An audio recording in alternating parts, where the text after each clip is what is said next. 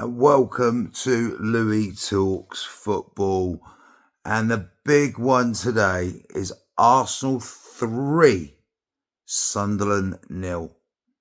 3 goals and, more importantly, 3 points, which puts us 9 clear of City as they go to Anfield tomorrow.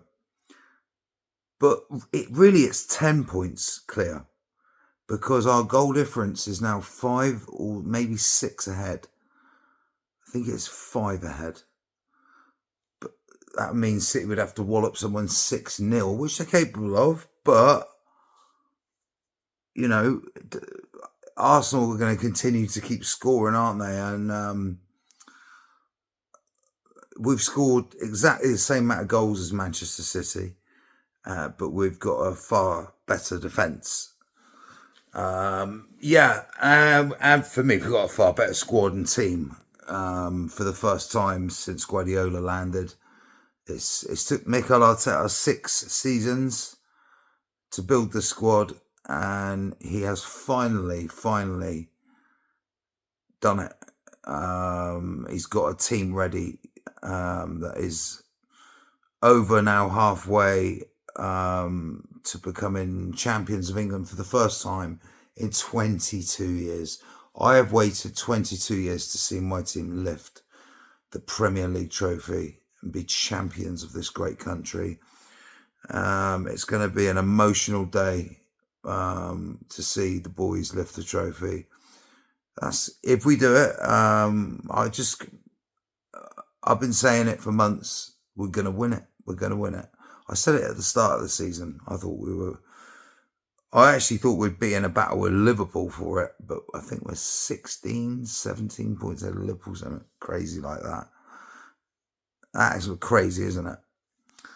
And if Man City, I can just see them having a few more dodgy results, and if anything, I can see this lead increasing into double figures.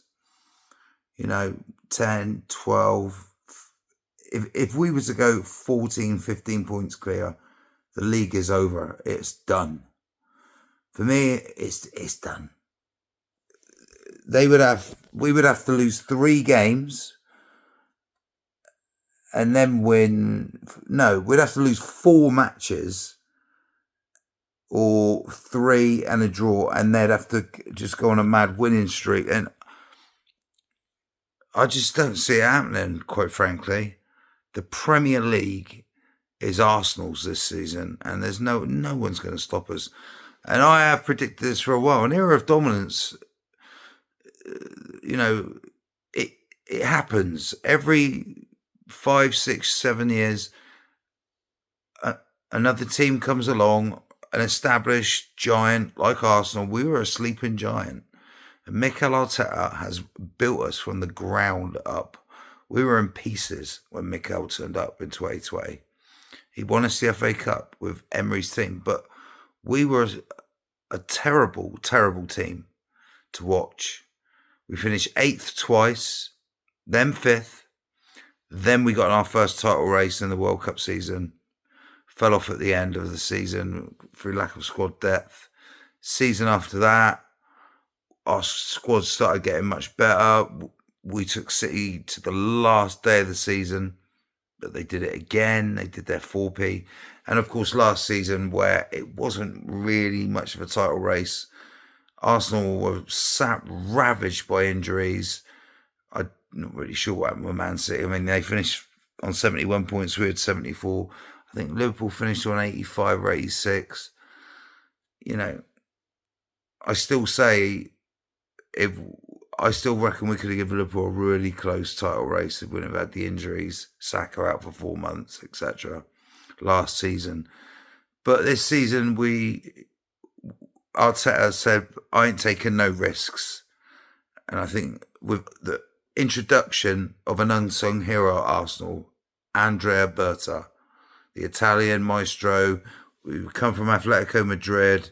He's our sporting director to go from Edu. He's the one that goes out and, gets these people signed, signatures signed. Can you imagine this Arsenal team, as scary as they are now, with Julian Alvarez up front? That's who our big signing could be in the summer. And I believe Alvarez will come to us. You know, I think the valuation is about 100 million euros, 95 million, something like that. Arsenal will pay that for him because he's worth it.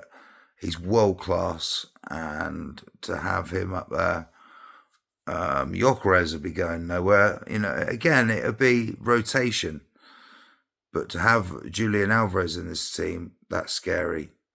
That would be a team that could 100% win the Champions League. Not saying we won't win the Champions League. This quad talk freaks me out a bit because sometimes when you go out of a competition, it can be like a domino effect. It's happened before to Arsenal. You go out of this, you go out of the cup, you go out of this, you go out of that. You fall off in the league. It can happen.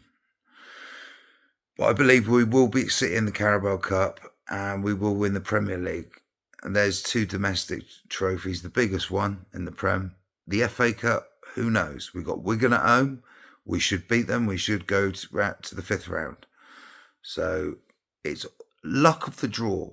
I had an argument once online with someone. I said, you need luck to win this league, the Premier League especially, and any cup. You need luck. No, you don't. No, you don't. I thought, yeah, you do, mate. You need luck. But Arsenal had a bit of luck today with Sunderland. They played quite well, But anyway, this is Louis Talks Football. I'll be back tomorrow to review the Liverpool and Man City's visit to Anfield. Not a happy hunting ground for them. There's going to be no low block from Man City because they have to win the game. So that it could be a goal fest. City could just turn up and destroy Liverpool. You don't know, do you? But I've just got a feeling like they could, if they go 1 down early, they could start feeling really dejected because they're so far behind us. Their next game is Fulham at home. They should win that, even if they get beat at Anfield. And we've got a tougher game with Brentford away. But again, I just can't see Brentford dealing with Arsenal. We're too good for them. And then we got Wigan in the cup. And then I think it's the North London derby. And I cannot wait for that because I just know we're going to win there. I think we're going to go, we've won 2 on the spin now in the league. I think this is a start of a winning streak for Arsenal, which will pretty much mean if Man City slip up at all from now on in, they're gone, they're done. They might not even finish second. Villa keeps slipping up as well. This has been happening over the last month. Arsenal, Villa and City have all been slipping up and Arsenal have not been taking advantage of it. Finally, we've started taking advantage. And now, you see the lead. Like I said, theoretically, it is a 10-point lead because of the goal difference. So, 9 on paper, 10 with the goal difference. It is ominous for the rest of the league, and we're setting very high standards. But I just think this is the start of a dynasty for Arsenal. It will not be our only Premier League under Mikel Arteta.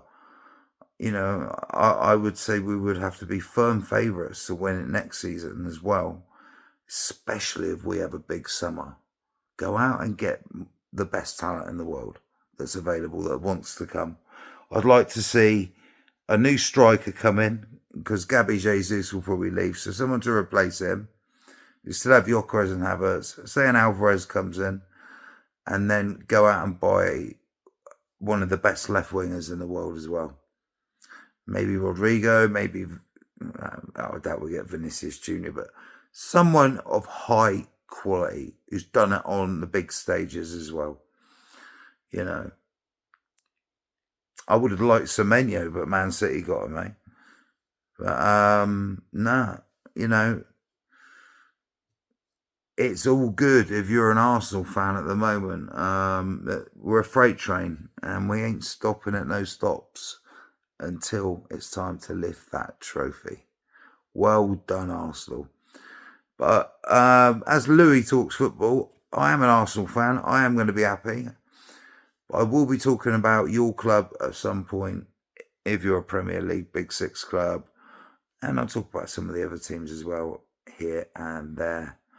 I thought Granit Xhaka injured today was actually a plus because, Granit, he's got the experience, hasn't he? Anyway, Auf Wiedersehen, and I'll see you tomorrow after City's visit to Anfield.